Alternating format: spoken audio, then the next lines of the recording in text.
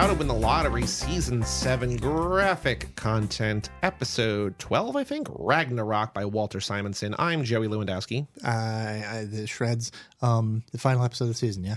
Final episode of the season. Next week, in our off week, we are doing another card drawing for our new state module, and then starting a new state the week after that. So get excited in case you care to take these journeys with us. Yeah. Ragnarok. Ragnarok. I don't want to start this episode out on a bum note, but this is the one book this season I did not particularly like. Ragnarok. Did you like this or did you not like this? I thought it was good. It's not something that I care for, generally speaking. Oh, I'm not. okay. Fantasy is a genre that is very far from my heart. Mm-hmm. That's my first note. Not into fantasy stuff. I have, framed this in a way that has gotten me a lot of shit before in my life by just saying, hey, I'm not a nerd. That's not how I'm not a nerd. Canonically true of this podcast. You are not a nerd. Not a nerd, which is very offensive to people. They get super angry at me when I say that. But part of what I mean by that is just that there's a handful of things that are traditionally nerd bound, and what nerd means now is much more expansive and much more mainstream from what it used to be.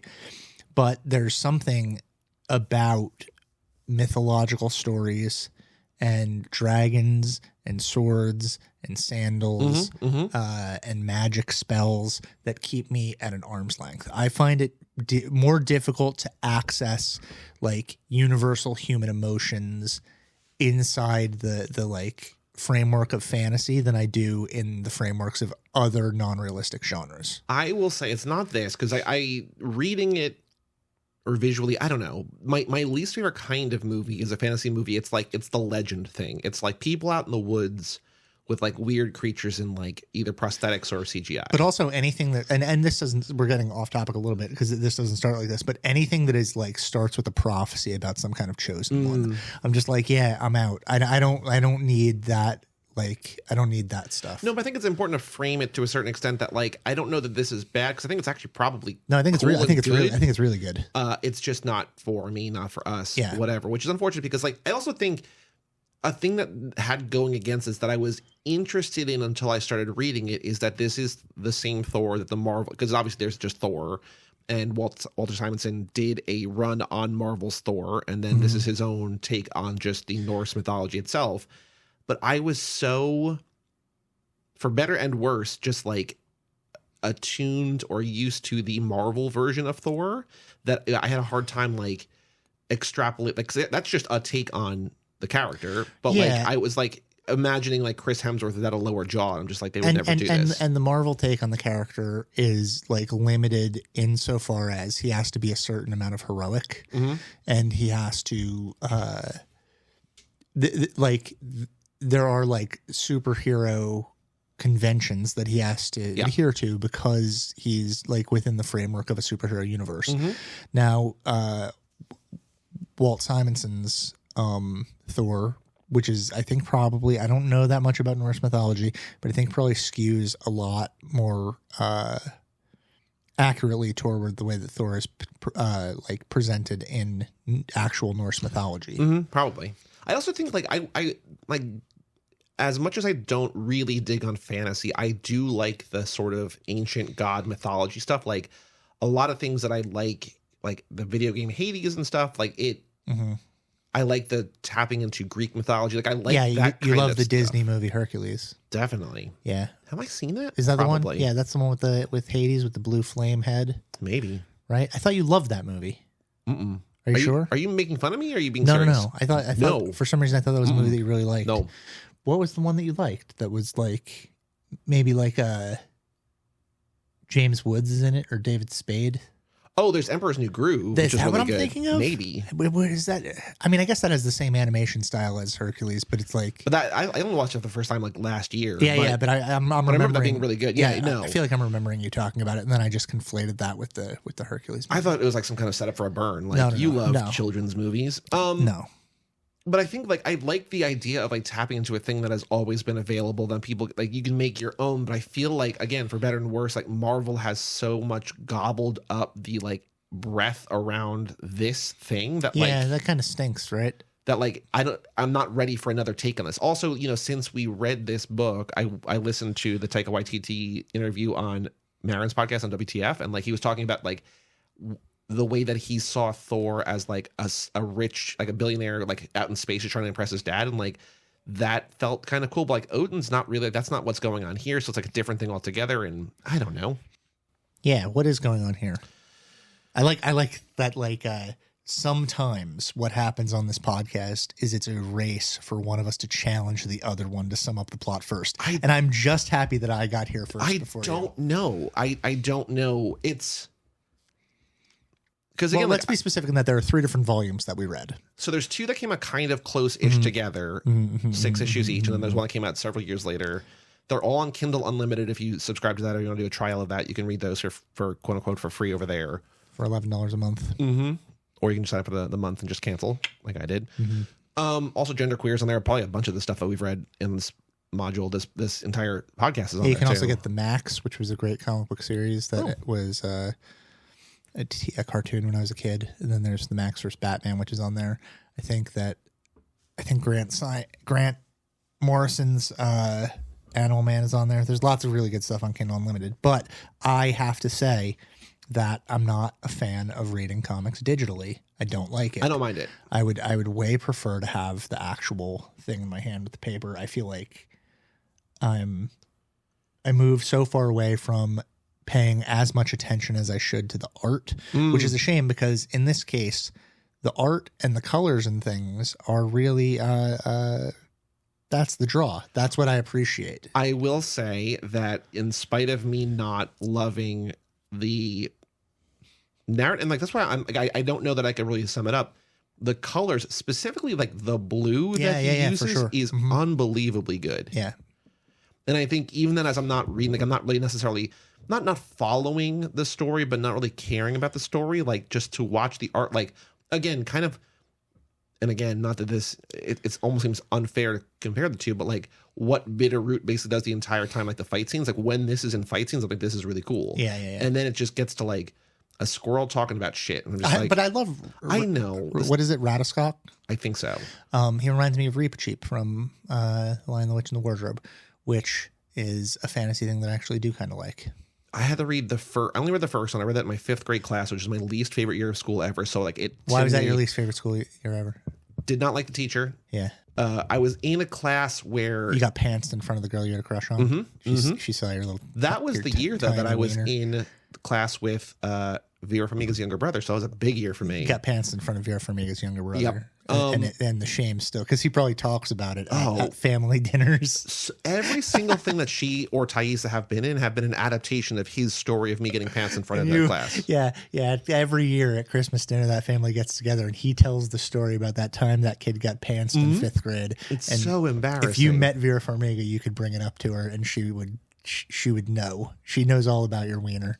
No, but I was just like, I just didn't like that class, and I feel like I didn't learn anything for like an entire year, and we had to read that. So like everything, that's the only thing I remember that we actually did. And in my mind, like there's like a stigma toward that because like I read it in that class where I just didn't like it. So like I have only read the one. Pretty good.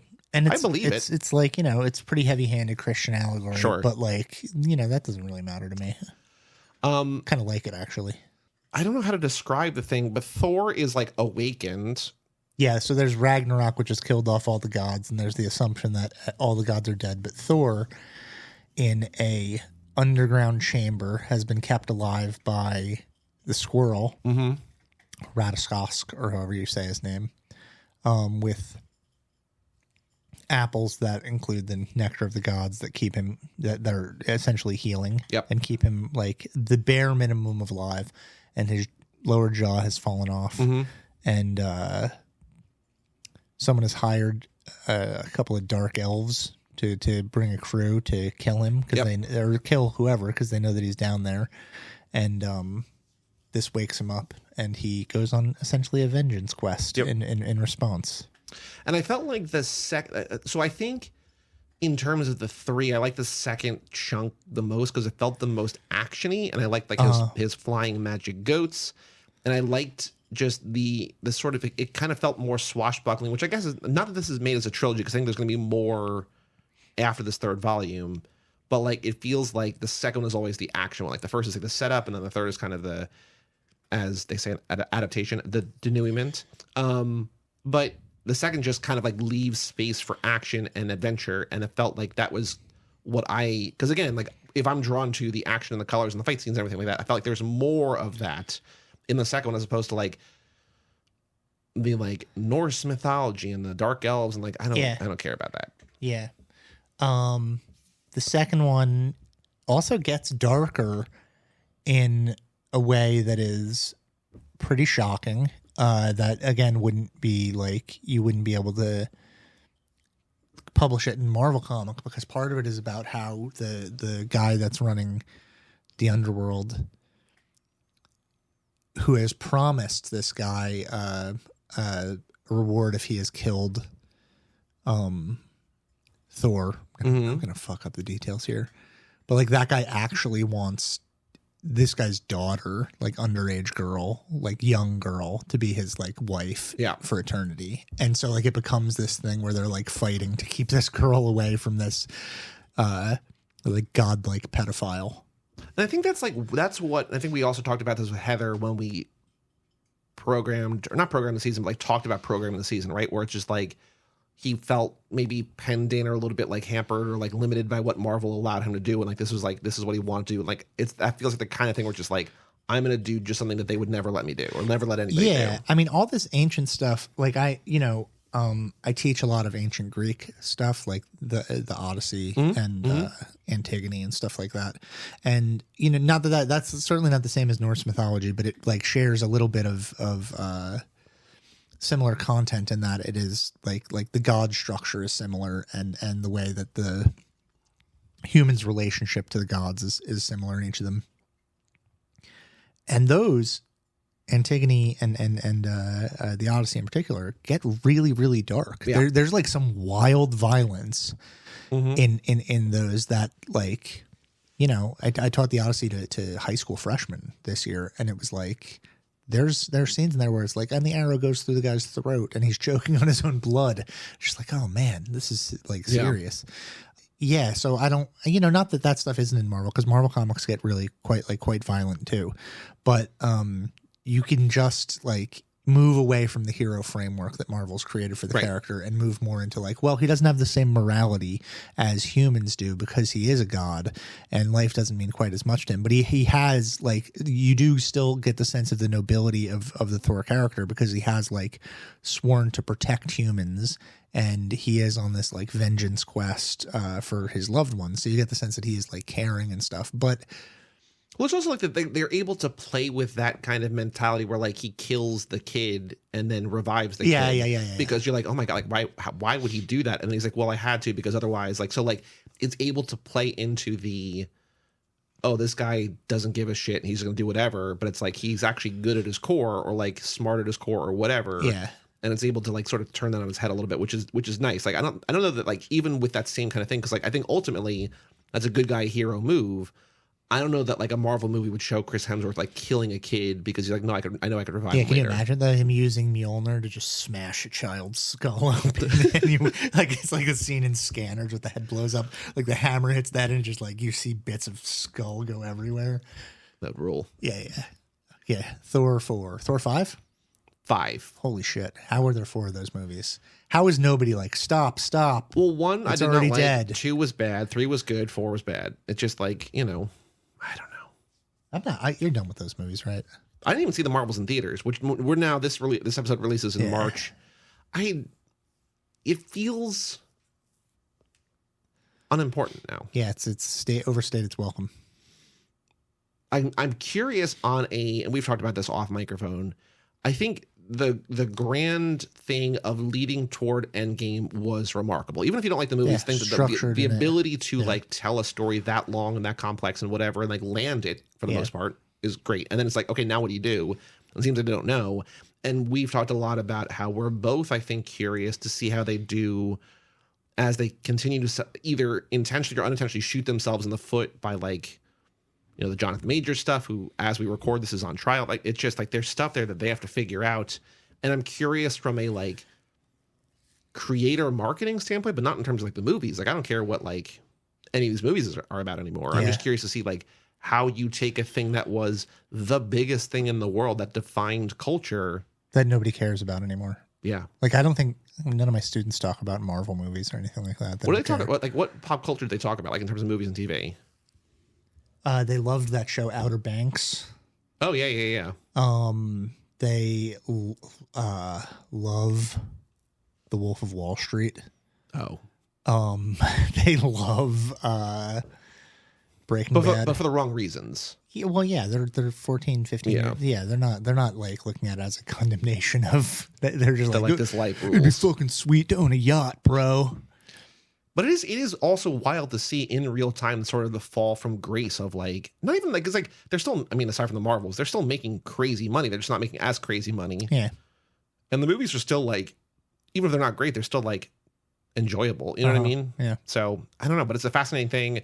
But I would, going back, love to see Thor just smash a kid's brain to bits on a movie screen. Yeah. I'm interested, like, if there, I wonder if there's space for, like this kind of mythology divorced from a Marvel structure in pop culture. Like, would anyone go see a Ragnarok movie or a Ragnarok TV show? Eggers did The Northman, which is in the ballpark. Right, yeah.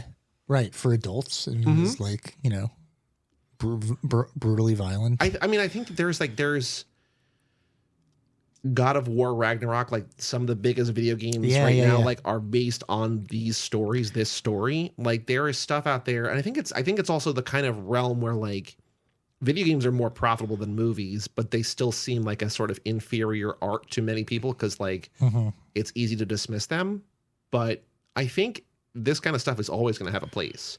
Whether it's going to be a thing that can make $1 billion, probably not. But like, I think you can be successful critically and commercially successful if you like do a good thing, because I think the value of these stories and like why you're able to tell not the same stories you told with Marvel, but like a very similar stories, because like the structure is there. Like, the story is there. There are enough permutations of this, and there's a reason why it's lasted 1,000 years, because it's like you're still covering all of the like very Joseph Campbell, almost called him Glenn Campbell in my head just now. There's a very like rhinestone cowboy approach to all of this. We call it the rhinestone cowboy hero's journey. And step 1, bedazzled. Step 12, bedazzled again. And Joey has 3 drinks, by the way, right now. He has one Arnold Palmer, a coffee, and then a seltzer, and he's sort of making a mix of them in his mouth and then swishing them around, and it is, I don't even know what to say about it. He's also drinking coffee out of a glass and not a mug, which is... Well, it's iced coffee inside of a plastic cup, but okay. Still. All right, yeah. It's very odd.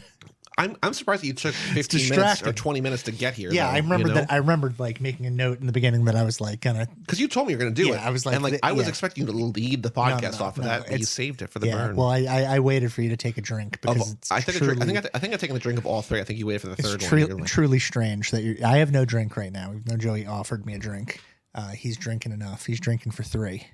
I offered you a drink. I know. I said that. I just want to be clear. I offered you a drink. Is this a book you regret picking? No.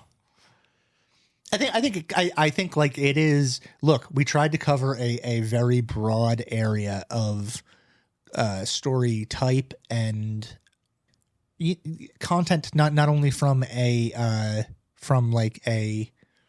perspective of what kind of story is told, but how like the art is presented and like the epicness of something like this contrasts really nicely with the intimacy of this one summer. And there's something really, really good about being able to stretch the genre that far. Cause to me, comics is like, you know, it's this Sierpinski gasket of art where you can, or of storytelling where you can do anything. You can truly do like any kind of story, and the shame of it is that when people think of comics, they think of superhero comics, and that's it. And as much as I love superhero comics and was raised on superhero comics, and superhero comics are still like maybe even my chosen genre of comic books, it's like, you know, the medium is so much broader than that, you know, there are a million other things that we didn't cover. We didn't cover romance books. We didn't cover the young adult stuff, that like the truly young adult stuff. I mean, we could do another like that. I think that's like, you know, I leave this to you, and I know that the speed at which we release does not allow us like any new idea we have is going to be something we do in 2 or 3 years, right? Because we have stuff laid out between now and then, whatever. But like, we could do another whole module of comics. I think, like we talked about before, like you could now add a graphic novel into another, you know, traditional prose based whatever. I think the season was very diverse. I think we also talked about.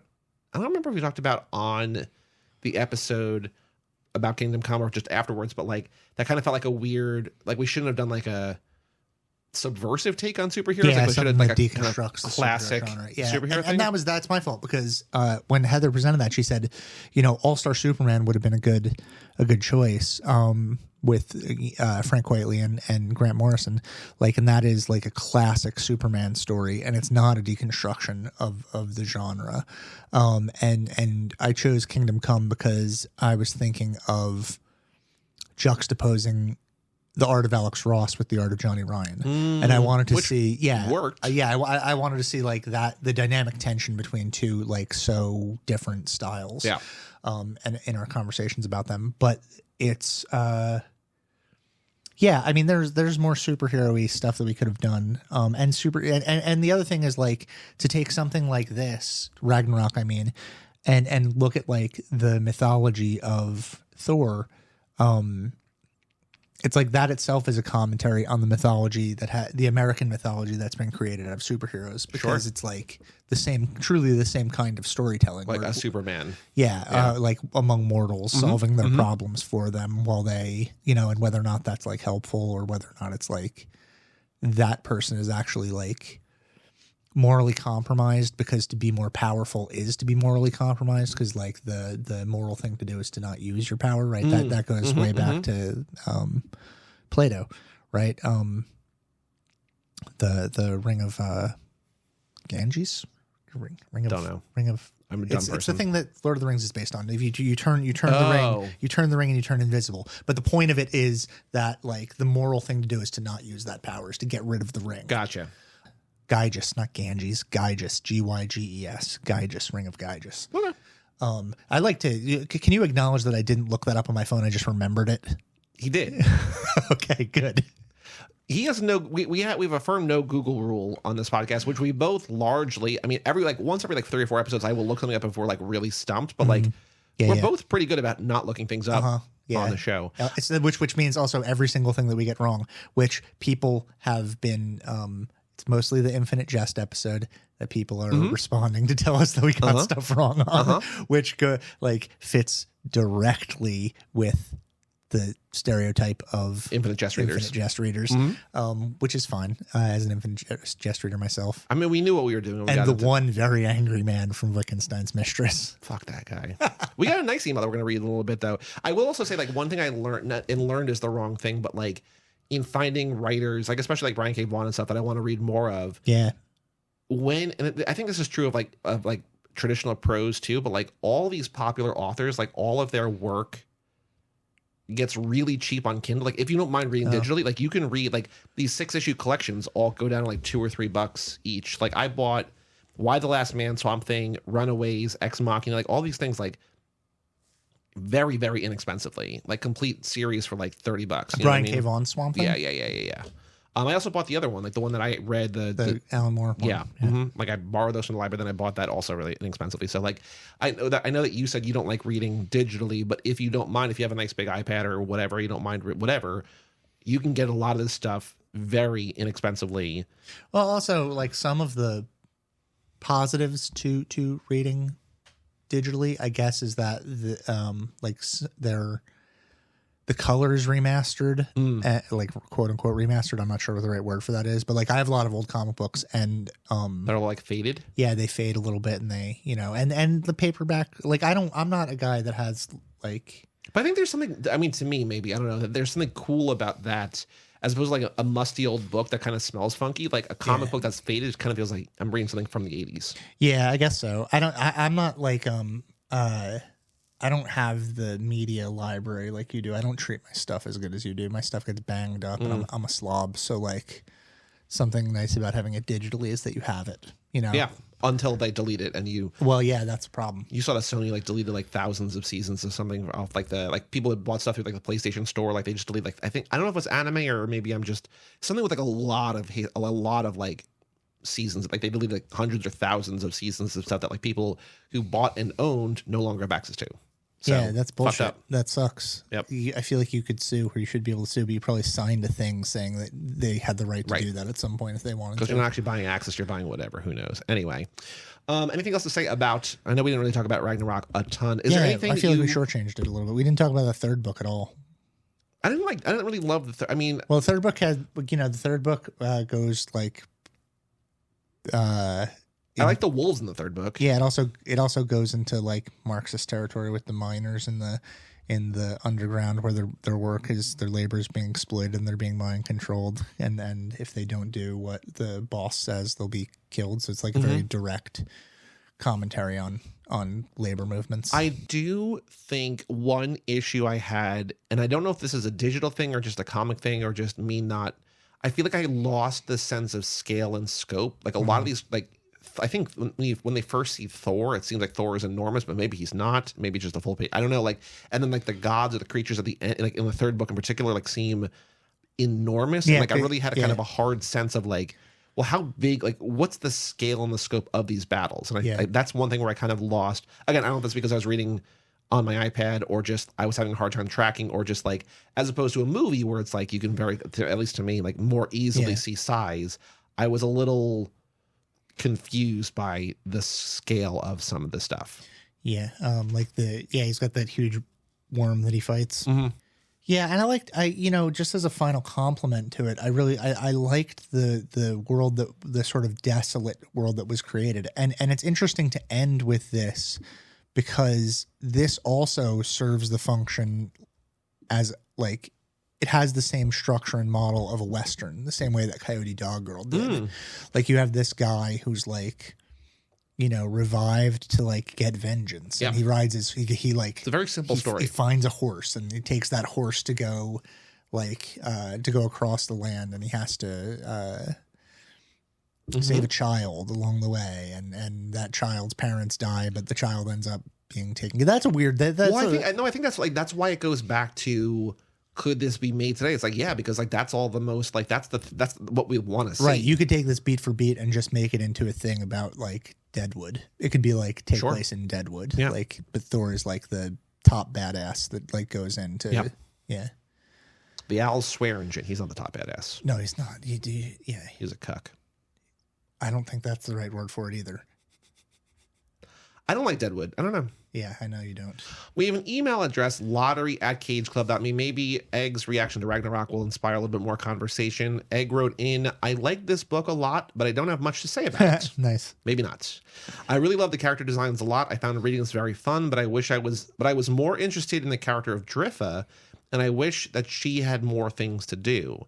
It also felt like the story was unfinished. I actually had to double check to see if there was a fourth volume. All in all, a fun graphic novel, and I'm glad we read it. Well, I think to that point, this is the one thing that's like an ongoing thing that we did not read. Like it feels like there's going to be like a fourth volume at some, you know what I mean? Like, yeah, I'll also say with as far as Driffa is concerned, that like the end with her, like her in that town being protected by the troll, but like there's a guy there that's like maybe going to hurt her, and it like that ends in a way where it's definitely like there's more to the story. Right. There's a lot more to the story than because I think there's like 3 or 4 years between volumes 2 and 3. So like, and volume 3 came out like maybe 4 years ago. So it feels like if you wanted to, like it could be due for another chunk of them, but I don't know. Maybe. We also have another email, and I didn't read this because I wanted, but I skimmed it and it was positive, which made me happy. It's it's buried right in the middle. There's going to be some like wild insult toward you. It's always fun in me, and I think it's something that like we get on Too Fast, Too Forever, our Fast and Furious podcast I do with my friend Joe. Like people they're like overly honest with you in a way that's just like, oh, you don't need to tell me that. Like, where it's like, they're not necessarily being critical, but it like, you can only read it as being critical and just like, well, I thank you for listening, but like, you don't have to say that. Yeah. I get that a lot when people say like, oh, his voice, it like, it makes it sound like his penis is too big. That's what they say. That's the stuff that I get. So you have an email from Chris, subject line, The Darkness, in parentheses, love your stuff, by the way. Oh, Ortho Stice. Ortho the Darkness. Or I believe in a thing called love. Could be about I believe in a thing called love. It's not. I wish it was. All right. Hello, boy. Should I put that underneath, like as a bed for this? What? The Darkness? I believe in a thing called love. Hello, boys. I have no way of knowing if anyone's emailed you yet to weigh in on Otto Stice's mysterious tormentor in Infinite Jest. I don't know either, because like we read. Yeah, no, so far ahead, the guy did. The guy did. It's Lyle. He corrected us to say that it was Lyle and not himself. Well, here we go. There's more. All right. As we dunk, although, you know, there's no way that Chris knows that this is the episode in which we're going to read this. Sure, so, yeah. That's also fun. That's the fun part about it. Like, people listen to the Infinite Jest episode, they write in, they're like, are they going to read it? Are they not going to read it? It's like, you got to listen to every episode to find out. Yeah. If anyone's emailed you about Ortho Stice's mysterious tormentor Infinite Jest, but I'm going to tell you what I think the answer is and why I think it's funny, and what implications I think it has for how we view at least one specific character. A character I don't remember hearing you mention, but like, I get it, there's a lot to be puzzled over and a lot to delight in, so much to single out in particular. I like, this is optimistic. I like this. I've read this book a lot of times. I thought your discussion was fun, if unavoidably scattered. Thank you. Yeah. I agree. I mean, it's just like there's no way to do it. You were also like, that was the only time you've ever been on a time crunch. Yeah. And like, not that we would have had like a lot more. I mean, we could have, but like, I also felt like overwhelmed. Yeah. I think the idea that you mentioned to do a follow-up episode is good. So I think the Wraith himself is the wrong candidate for at least Stice's deal, Reed, dorm room, and forehead. There are some vague implications in the hospital scene that our Wraith can't move objects by itself. I feel like this is stated explicitly in the text, but he, capital He, then goes on to like hold a can of soda and Gately's clipping of JGFC. So I don't know exactly what we're supposed to make of the implied Wraith physics. Lyle, on the other hand, closer to the finale, is shown to be a Wraith and has already been shown to interact with the physical world.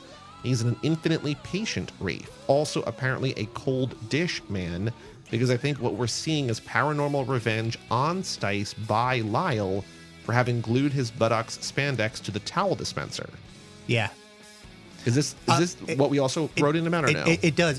But the thing that I've been thinking about since I read that other email, because everything that this guy is saying makes sense, and everything that the last guy that wrote in said made sense too.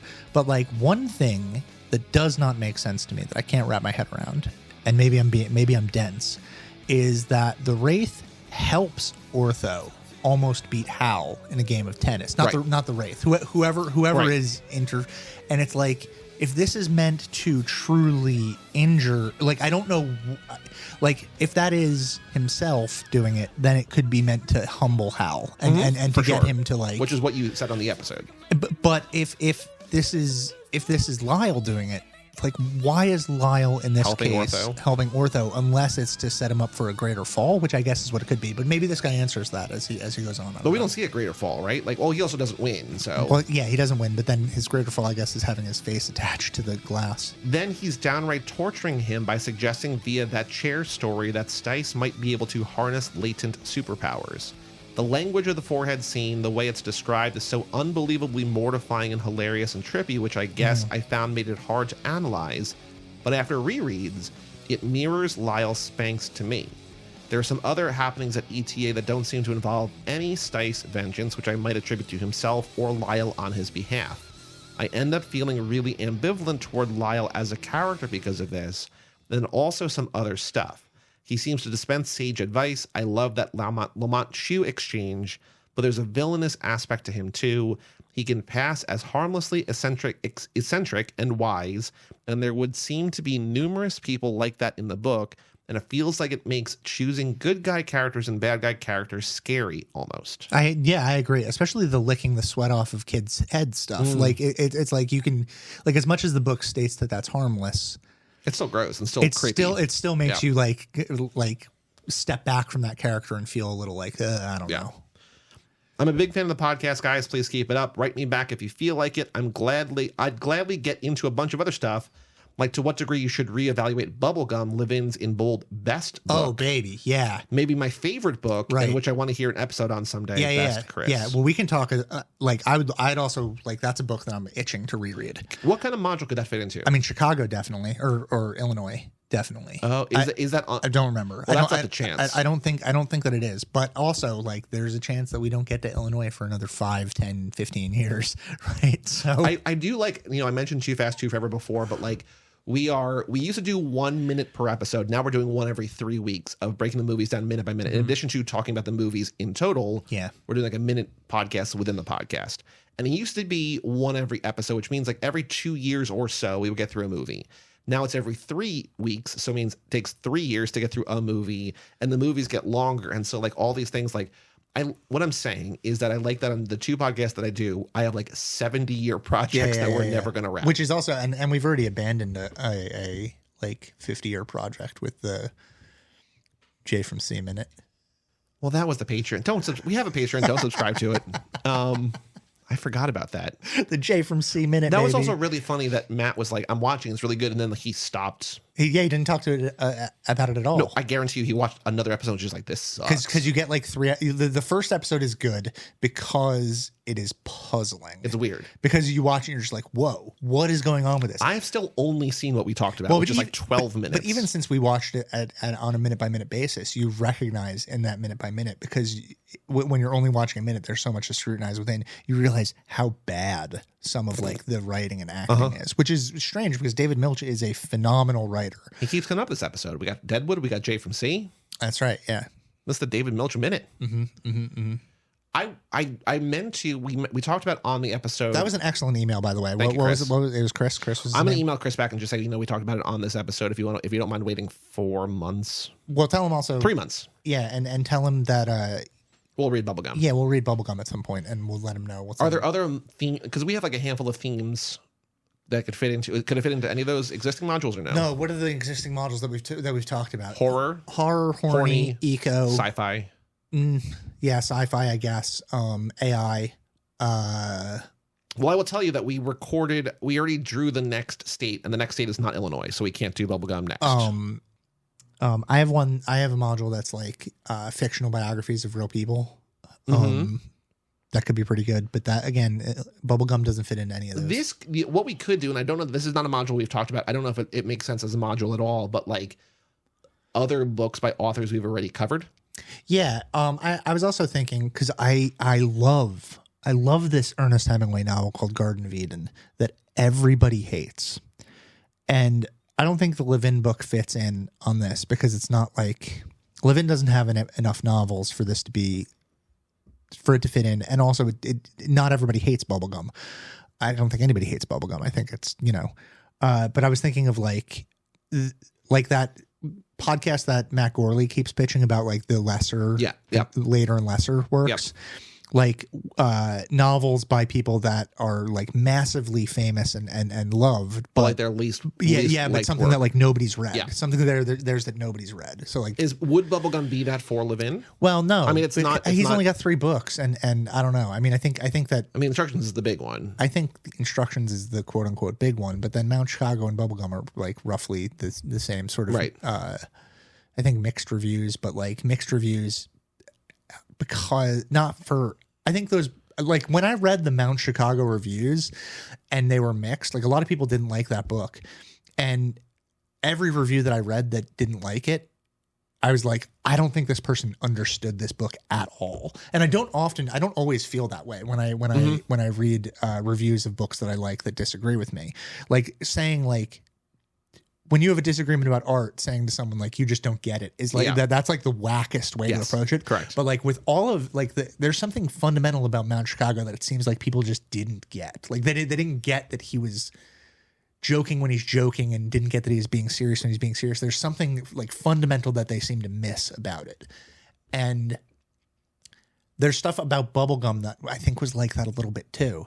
So I don't know if that's me being like getting my hackles up as like a Levin defensive, but it just felt like the bad reviews of those books I felt like just missed the mark. You know what we also could do, which I don't know how we would do because it would take me forever to reread. Well, we don't need to do another book on the instructions or another episode on the instructions. I was thinking Jest, but I think we could do like a Levin mini module and do bubblegum and then do instructions again and then do Mount Chicago again. But I don't know if I was thinking it would be nice to do bubblegum with Infinite Jest, but it's different. It doesn't, you know what I mean? Well, there is something that I've thought about a couple of times because I had you do like essentially that Bret Easton Ellis module a while ago with like books in between that were related, but not Ellis books.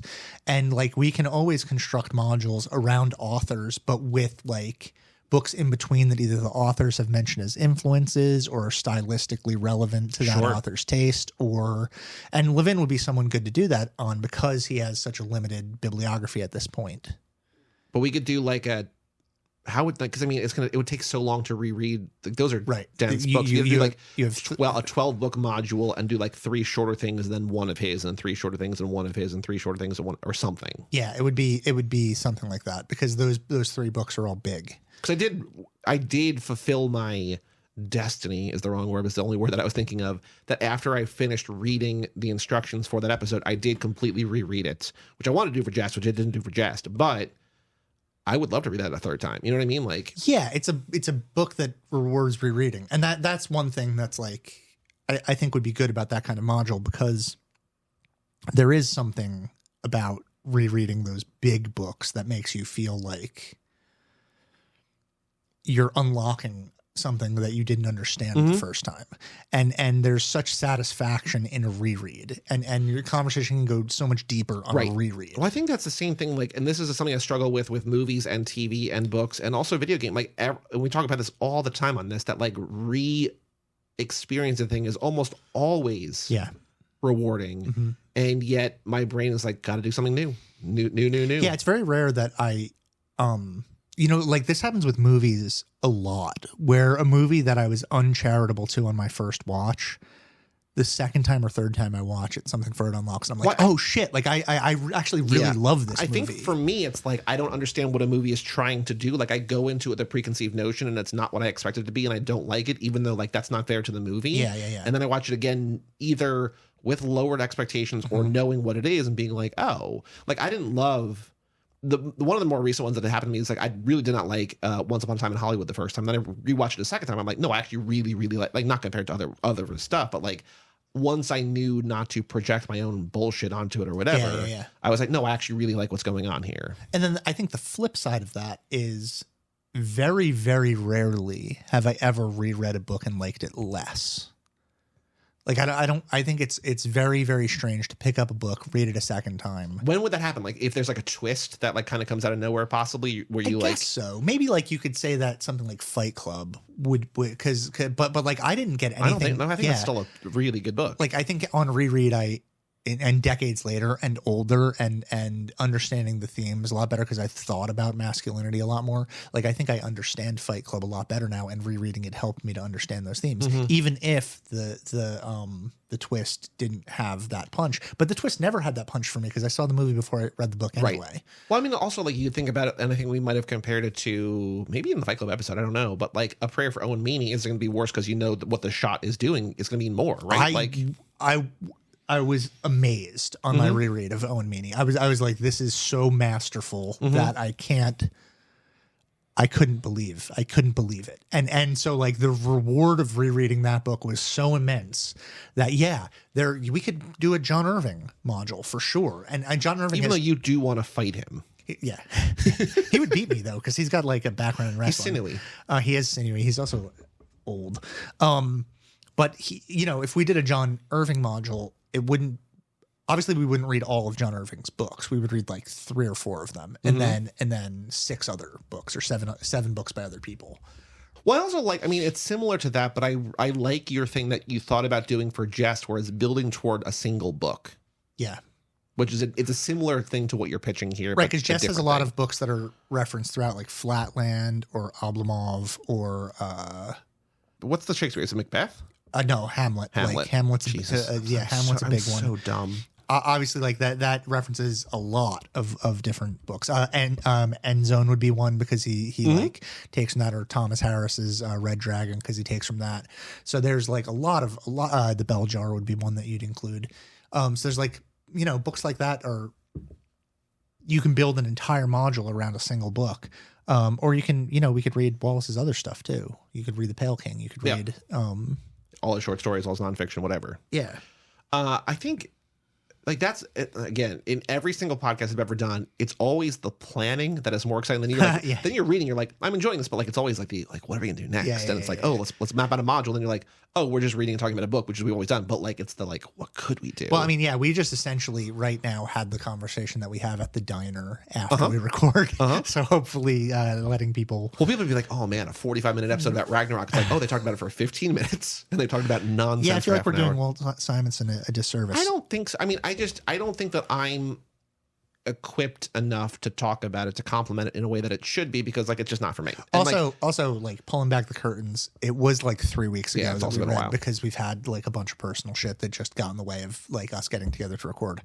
But even if we had recorded like when I first finished the books, I would not have had a ton to say. I would have a little bit more, but not a ton. Like, it's something that I appreciated but did not really enjoy, and you know, all I know is that I'm going to keep reading.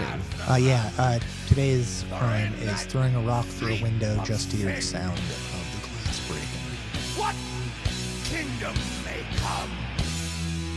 What of the limitless sex and violence in the wake of Ragnarok? Welcome to the slaughter. What are you going to do? What will be your epitaph when we get done with you? Are you gonna cry for your mama? Are you gonna have a good time?